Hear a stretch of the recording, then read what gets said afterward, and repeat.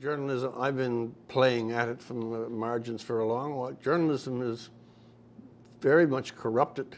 It is not the media in the middle. It is in many cases, wittingly or unwittingly, partisan. It is part of the game that it says it's covering. Journalism is one of the failing institutions in this society, as much as universities. Yeah, well, there's technological reasons for that. The journalism as such is under unbelievable pressure from the new technologies, YouTube, podcasts in particular, which of course have also vastly expanded what constitutes journalism. And so journalists are running scared. It's very difficult for them to find paying jobs. Their staffs are shrinking. The newspapers are in trouble. Television stations are vanishing.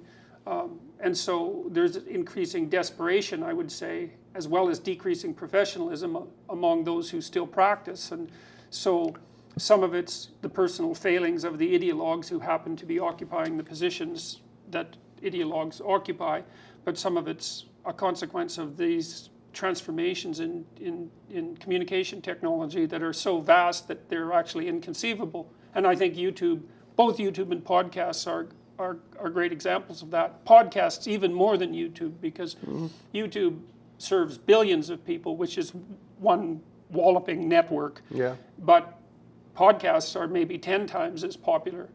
So and that's all underground. It's interesting because they don't attract as much attention, or as much controversy. Maybe because they're more siloed in some sense. But the journalists are fighting a losing game, and I think as you fight a losing game, I've seen this happen with corporations, you lose your best people first, and then the death spiral begins, and I think we're seeing exactly that, and then that's exaggerated by this proclivity to polarization that also might be part and parcel of the technological changes. Okay, let me sweep back to that other word, nerve. I know, because I follow you, how deep your respect and attention to Alexander Solzhenitsyn is. If he'll have a hero, obviously he is it. Now in the Soviet Union, if Solzhenitsyn writes a small note or something, he gets tossed off into a gulag for 9 years or more. If a man looks the wrong way in China, he can be put in some damn camp, and in Korea we won't even go into it. In those countries, if you want to say something, even if it's merely innocuous, you really have to have courage. Solzhenitsyn should be called Stalin. He had to steal. Over here, we have a trans activist group. Let's name the one that's in the thing. And you almost innately know that this is absurd.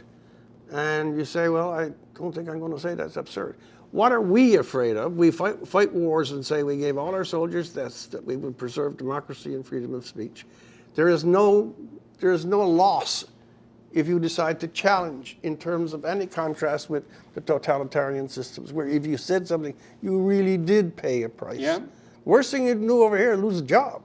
Well, you can be hauled in front of quasi-judicial tribunes as well, and I mean, they're certainly willing to do that. I think the human rights tribunals should, in my opinion, they should be obliterated. They're a travesty. Yes, we're setting up these quasi-judicial inquisitions in all sorts of institutions. And ideologically constituted, because I read the biographies of some of the people who are appointed to them. Yeah. And no one can be a judge in their own cause. And in this context, it's the cause people judging the causes. Yeah. Precisely. But I look what's happening in British Columbia with this case. What's the person's name? Jessica or Jonathan? I prefer Jonathan. I think we'll go with Jonathan, and we'll see if they'll haul us in front of the Ontario Human Rights Commission. We will go together. Good. That would be too much to bear, undoubtedly, but it would be interesting. But no, he's got 16 people. A good portion of them are immigrant women. Yeah. He is insisting that they wax his penis and testicles. If he's got hair on the first, it's a bit of a worry. And he's got 16 of them under charge. And I asked the question, if 16 people are of this mind and one person is of this, which is the more likely to be off? Yeah, well, it seems irrelevant. And I mean, it's a consequence, One of the things I pointed out with Bill C-16 was that it contained multiple internal contradictions, especially in the background policies, which I had read in quite a bit of detail. They were formulated in Ontario. Although the federal government removed the link on their website to those policies after I pointed out the fact that that link existed, which I thought was unbelievably underhanded and still believe so.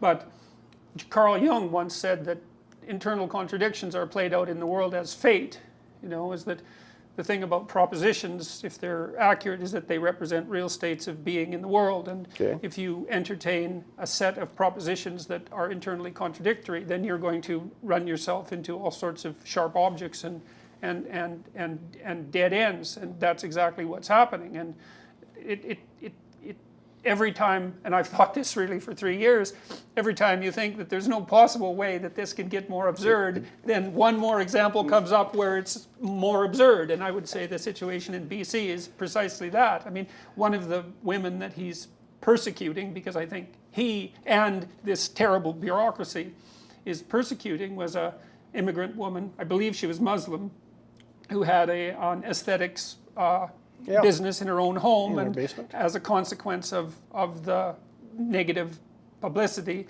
or the publicity and the pressure, she shut down her business. And God only knows what that means for her family. And